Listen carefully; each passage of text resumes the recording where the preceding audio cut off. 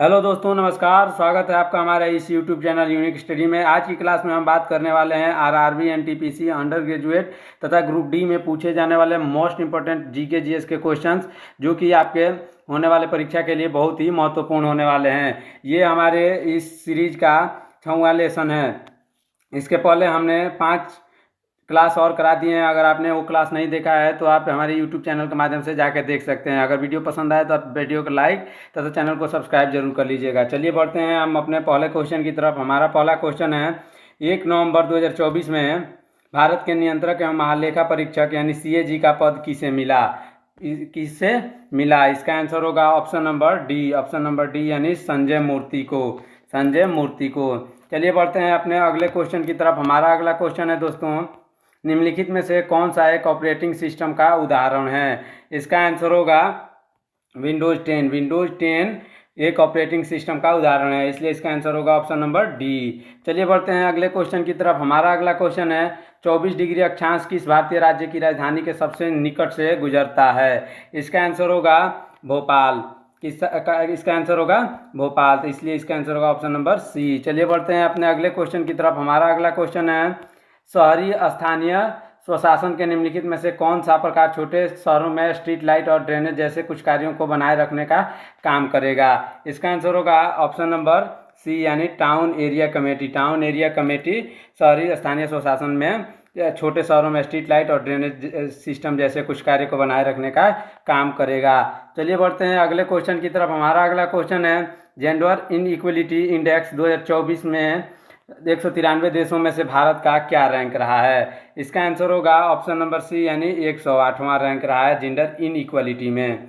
चलिए बढ़ते हैं अगले क्वेश्चन की तरफ। हमारा अगला क्वेश्चन है, मई 2025 के करंट अफेयर्स के अनुसार भारत का पहला अंतर्राज्यीय चीता संरक्षण कॉरिडोर बनाने में मध्य प्रदेश के साथ किस राज्य ने हाथ मिलाया है? इसका आंसर होगा राजस्थान। क्या आंसर होगा? राजस्थान। मई 2025 के करंट अफेयर के अनुसार भारत का पहला अंतर्राज्यीय चीता संरक्षण कॉरिडोर बनाने में मध्य प्रदेश के साथ राजस्थान ने हाथ मिलाया है। इसका आंसर होगा ऑप्शन नंबर बी। चलिए बढ़ते हैं अगले क्वेश्चन की तरफ। हमारा अगला क्वेश्चन है, इन चारों में से कौन सा रासायनिक परिवर्तन का उदाहरण है? इसका आंसर होगा ऑप्शन नंबर डी यानी लकड़ी का जलना एक रासायनिक परिवर्तन का उदाहरण है।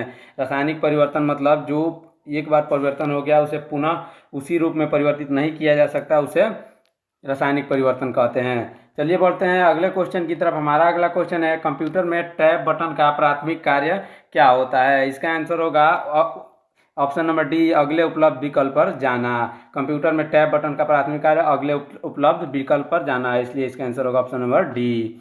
चलिए बढ़ते हैं अगले क्वेश्चन की तरफ। हमारा अगला क्वेश्चन है, संगम साहित्य के पुराणानुरूप पत्तीपट्टू और एकतुकई जैसे संकलनों का मुख्य फोकस क्या है? इसका आंसर होगा option number B. Option number B यानी राजाओं की वीरता और प्रशंसा। चलिए बढ़ते हैं अगले क्वेश्चन की तरफ। हमारा अगला क्वेश्चन है, दक्षिण भारतीय मंदिर कला वस्तु में गर्भगृह जहाँ भगवान की मूर्ति रखी जाती है के ठीक ऊपर वाले भाग को क्या कहते हैं? दक्षिण भारतीय मंदिर वास्तुकला में गर्भगृह के ऊपर वाले भाग को क्या कहते हैं? इसका आंसर होगा विमान। विमान कहते हैं। इसका आंसर होगा ऑप्शन नंबर डी विमान। चलिए बढ़ते हैं अगले क्वेश्चन की तरफ। हमारा अगला क्वेश्चन है, गुप्त वंश में भुक्ति शब्द का अर्थ क्या था? इसका आंसर होगा ऑप्शन नंबर सी यानी प्रांत। प्रांत। गुप्त वंश में भुक्ति शब्द का अर्थ प्रांत था। ऑप्शन नंबर सी इसका सही आंसर होगा। चलिए बढ़ते हैं अगले क्वेश्चन की तरफ। अगला क्वेश्चन है हमारा, निम्नलिखित में से कौन सा भारत के पूर्वी तट का हिस्सा है? इसका आंसर होगा दोस्तों ऑप्शन नंबर बी यानी पश्चिम बंगाल से तमिलनाडु भारत के पूर्वी तट का हिस्सा है। इसका आंसर होगा ऑप्शन नंबर बी। चलिए बढ़ते हैं अगले क्वेश्चन की तरफ। हमारा अगला क्वेश्चन है, निम्नलिखित में से कौन सा सीपीयू यानी सेंट्रल प्रोसेसिंग यूनिट का हिस्सा नहीं है? इसका आंसर होगा ऑप्शन नंबर बी यानी ग्राफिक कार्ड जो है वो सीपीयू का हिस्सा नहीं होता है, इसको अलग से डालना पड़ता है, इसलिए इसका आंसर होगा ऑप्शन नंबर बी। चलिए बढ़ते हैं अगले क्वेश्चन की तरफ। हमारा अगला क्वेश्चन है, निम्नलिखित में से कौन सा राज्य भारत की तटरेखा पर स्थित नहीं है? इसका आंसर होगा ऑप्शन नंबर डी यानी राजस्थान। राजस्थान जो है भारत की तटरेखा पर स्थित नहीं है। चलिए बढ़ते हैं अगले क्वेश्चन की तरफ। हमारा अगला क्वेश्चन है, झारखंड का कौन सा गांव पलामू टाइगर रिजर्व के मुख्य क्षेत्र से पूरी तरह से विस्थापित यानी रिलोकेटेड होने वाला पहला गांव बन गया है? इसका आंसर होगा ऑप्शन नंबर बी यानी जयगीर। जयगीर एक ऐसा गांव है झारखंड का जो पूरी तरह से विस्थापित होने वाला पहला गांव बना है। चलिए बढ़ते हैं अगले क्वेश्चन की तरफ। हमारा अगला क्वेश्चन है, बख्शी जगबंधु के नेतृत्व में पाइका विद्रोह ब्रिटिशर्स के खिलाफ किस वर्ष हुआ था? पाइका विद्रोह कब हुआ था? इसका आंसर होगा ऑप्शन नंबर सी, यानी 1817 में पाइका विद्रोह हुआ था। चलिए बढ़ते हैं अपने अगले क्वेश्चन की तरफ। हमारे अगले क्वेश्चन की तरफ बढ़ने से पहले दोस्तों हम आपको ये बता दें कि आप हमारे चैनल को सब्सक्राइब जरूर कर लीजिएगा, क्योंकि ऐसे क्वेश्चन के सीरीज हमारे चैनल पर हमेशा आते रहते हैं। जैसा कि आप देख पा रहे होंगे, ये हमारा 7वां क्वेश्चन का सीरीज है। इससे पहले 6 वीडियो और भी अपलोड हो चुके हैं, अगर आपने उनको नहीं देखा है तो उसको ज़रूर देख लीजिएगा।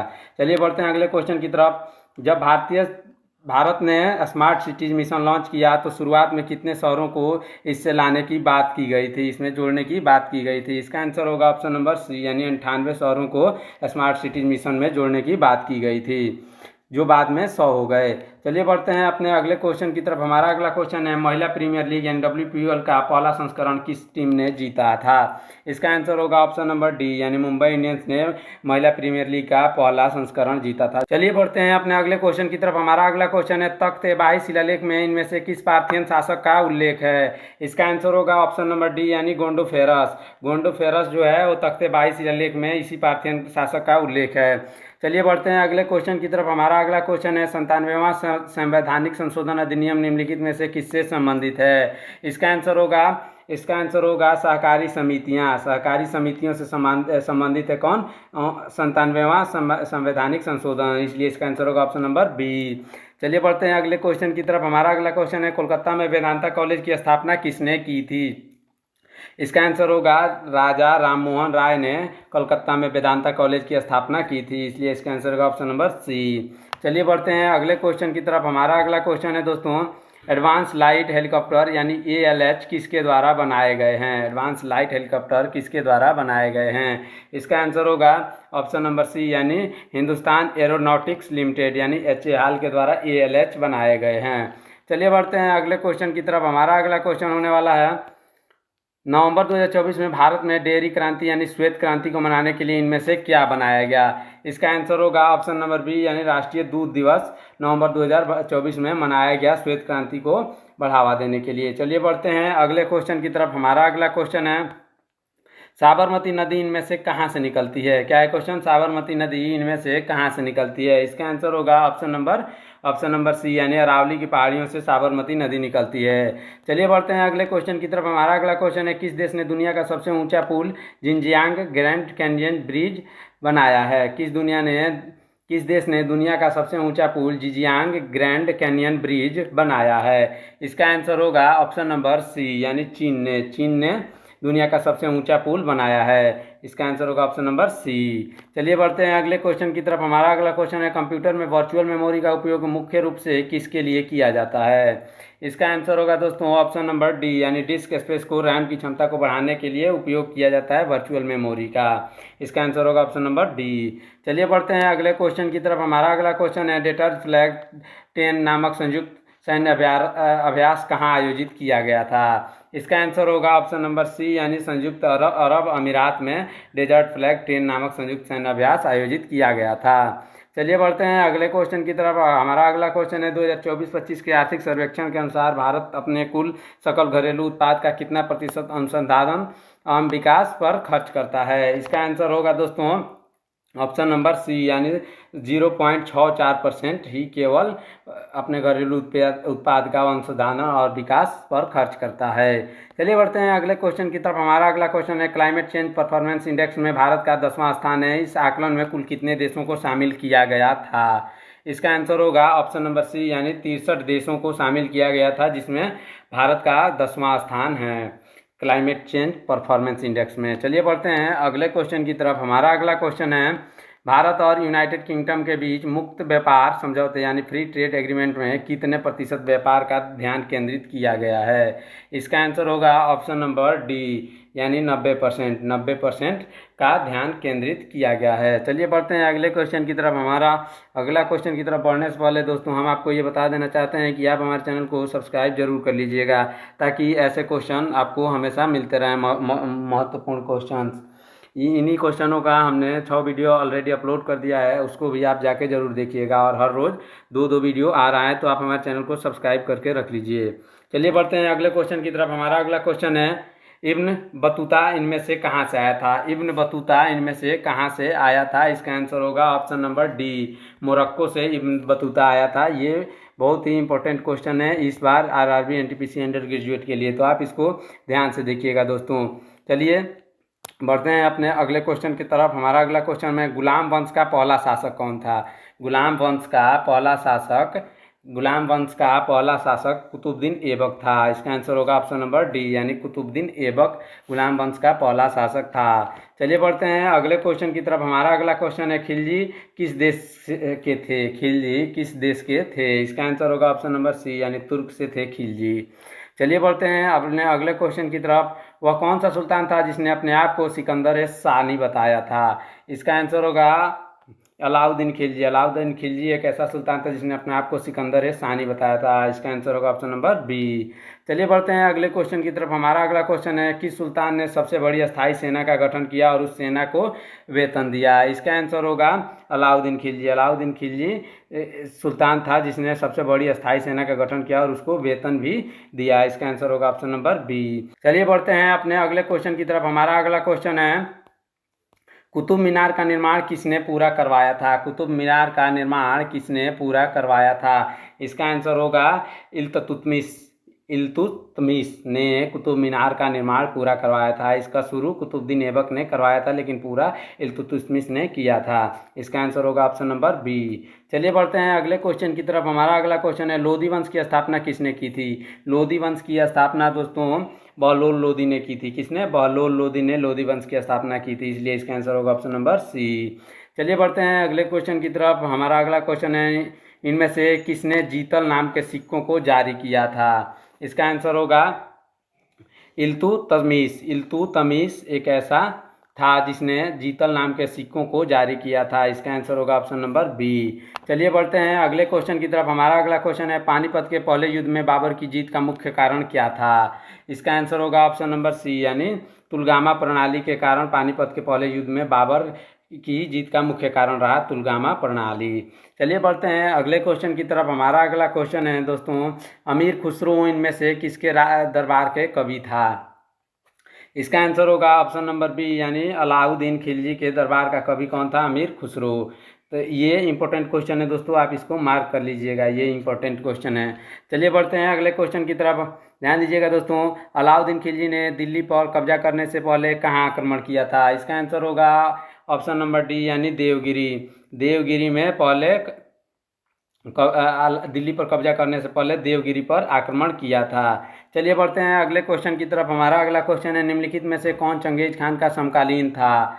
इसका आंसर होगा दोस्तों ऑप्शन नंबर बी, यानी इल्तुतमिश। इल्तुतमिश चंगेज खान का समकालीन था। चलिए बढ़ते हैं अगले क्वेश्चन की तरफ। हमारा अगला क्वेश्चन है दोस्तों, हमारा अगला क्वेश्चन है, मध्यकालीन भारत में दीवाने कोही यानी कृषि मंत्रालय की स्थापना किसने की थी? इसका आंसर होगा ऑप्शन नंबर बी, यानी मोहम्मद बिन तुगलक ने कृषि मंत्रालय की खोज की थी या स्थापना की थी। चलिए बढ़ते हैं अगले क्वेश्चन की तरफ। हमारा अगला क्वेश्चन है दोस्तों, दिल्ली सल्तनत में परागना नामक प्रशासनिक इकाई में कानून व्यवस्था बनाए रखने का काम किस अधिकारी का था? इसका आंसर होगा ऑप्शन नंबर डी, यानी सिकदार। सिकदार का दिल्ली सल्तनत में परागना नामक प्रशासक इकाई में कानून व्यवस्था बनाने का काम था।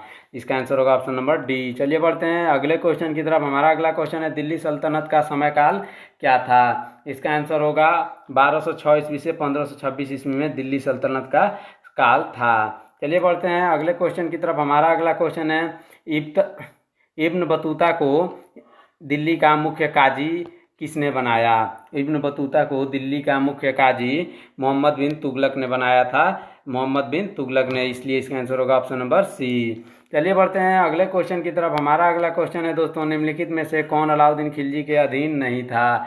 इसका आंसर होगा ऑप्शन नंबर डी, यानी मुनीम खान। मुनीम खान जो था वो अलाउद्दीन खिलजी के अधीन नहीं था। चलिए बढ़ते हैं अगले क्वेश्चन की तरफ। हमारा अगला क्वेश्चन है, भारतीय अंतरिक्ष अनुसंधान संगठन यानी इसरो के संस्थापक कौन थे? इसरो के संस्थापक कौन थे? इसका आंसर होगा ऑप्शन नंबर बी, यानी विक्रम साराभाई। विक्रम साराभाई जो थे उन्होंने भारतीय अंतरिक्ष अनुसंधान संगठन का संस्थापन किया था। इसका आंसर होगा ऑप्शन नंबर बी। चलिए बढ़ते हैं अगले क्वेश्चन की तरफ। हमारा अगला क्वेश्चन है, ब्रह्म समाज का पुराना नाम क्या था? ब्रह्म समाज का पुराना नाम था दोस्तों ब्रह्म सभा। ब्रह्म सभा इसका पुराना नाम था, इसलिए इसका आंसर होगा ऑप्शन नंबर बी।